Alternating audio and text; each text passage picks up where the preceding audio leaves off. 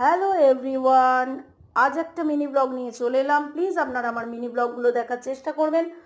হঠাৎ রাত্রেবেলা ভাই ফোন করেছে 12:30টার সময় যে বাবার খুব শরীর খারাপ, তাড়াতাড়ি আয়।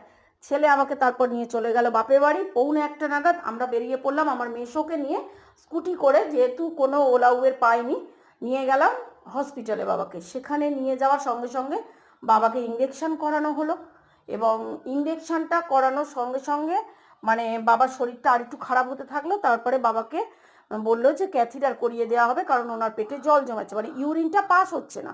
আর সকালে অঘটনটা ঘটিয়ে দিয়েছিল বাবা নিজেই, কারণ এসএসকেএম থেকে যে ক্যাথিটারটা লাগানো ছিল ওইটা বাবা বললো আর তো এখন লাগছে না, ওটা খুলে দে। তা কাল সকালে আমরা খুলে দিয়েছি লোক নিয়ে গিয়ে। আবার খুলে দিতে বাবার আর ইউরিন হচ্ছে না, মানে ক্যাথিটারের দ্বারাই ইউরিনটা হচ্ছে, নর্মালি ইউরিন হচ্ছে না, পেটে জমে গেছিলো। তারপরে হসপিটালে ক্যাথিটার করাতে ইউরিনটা হলো। তারপরে বাবাকে নিয়ে আমরা বাড়ি চলে এলাম।